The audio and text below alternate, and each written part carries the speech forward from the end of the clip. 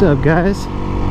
Got Dave here, and I just wanted to talk about two of the most dangerous things on the road, and that's one of them right there is the bicyclists, and the other thing is the pedestrians and the people walking their dogs and jogging and all that kind of stuff. Because most of the time when I'm on my bike, I'm watching for cars, I'm watching for stuff on the road, I'm watching for stuff like that. I'm really not like coming around a turn and all of a sudden there's like 3 bikes wide of like bicyclists going like super slow. It's the kind of thing that you don't expect and that you're really not thinking about and that you're not looking for, and it'll get you by surprise, and it could be just as deadly as a run-in with a car. You know, because if it makes you crash, it makes you crash no matter what, and then the possibility of getting hurt is there, you know. And it's kind of a random thing. Like when you crash, you could get like hurt really bad, or you could get hurt not very bad at all, and it just depends on how you go down. And sometimes it really doesn't even matter how fast you're going, you know. Like I've seen people get really messed up like crashing going like 20 and I've seen people like crash on the freeway doing freaking 90 and they're all right. So it just depends on how you happen to roll. You don't want something like that to catch you by surprise. You know, you're coming around a turn, you're looking at the road or whatever, and all of a sudden there's like a bicyclist like right there on the line. You don't want that to happen. It's not a good thing. Wow, the road is completely soaking wet right there. So I just figured I would talk about that. Yeah, you gotta watch out there. You gotta watch out there. You know, just like the cars are not watching for us, it's like we're not watching for bicyclists and pedestrians usually. So I just figured I would talk about that, remind y'all, and have a great day. Be safe out there, and I'll see you in the next video. Peace.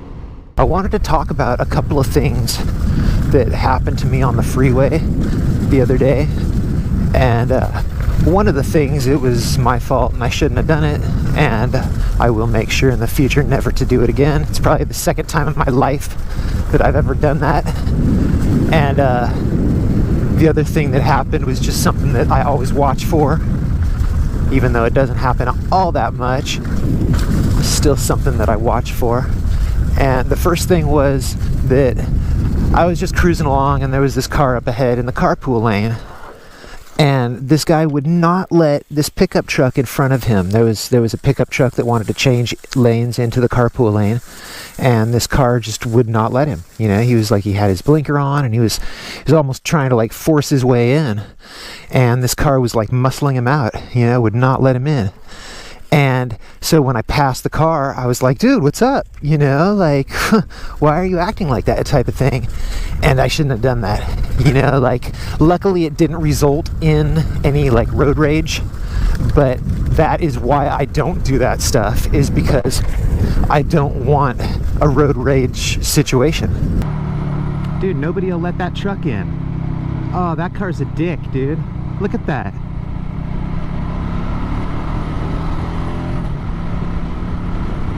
Dude, what the fuck is your problem, dude?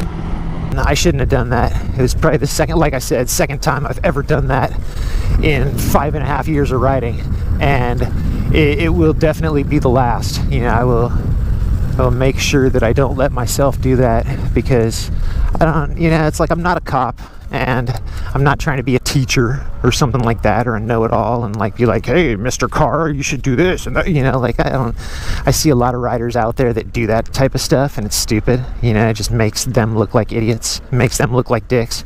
Yeah, it doesn't make them look like they're helping anything. Yeah, it's just making another driver mad at motorcyclers. You know, that's all it's really doing, is making people hate us riders even more. Hey, good morning. So I try not to do that. I try to be the rider that the cars don't hate. And then the second thing that happened to me was anytime I'm in the carpool lane, if the fast lane to the right of me starts slowing down, I'm always really careful, because about the time someone like rear ends someone in that lane and parts go flying, or someone's about to rear end someone and they swerve left like into the carpool lane, you know, to like save themselves or whatever, I don't want that to happen, because if I'm doing like 55 and they're doing like 5 and a car goes right in front of me and I don't have time to stop and I hit him, it's not going to be a good situation. So I try to really watch out for those situations. And I had one the other day where there was a kid in like it was like an older Jeep Cherokee, and he wasn't paying attention, and he actually locked up the left front, and it I don't know, it could have gotten real sketchy. Holy shit, you see that? That's what I'm always watching out for, dude.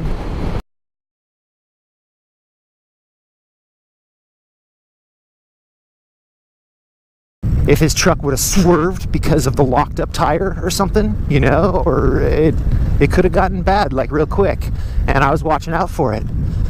And it's kind of hard to see on the video because it was like a car or two up ahead of me, but it was still the type of thing that I was watching out for. And even if it doesn't happen directly to you, you know, you got to watch out for that chain reaction stuff. Like if he would have whipped over in front of the car that was in front of me and that guy slammed the brakes, you know, it's still, something's going to happen.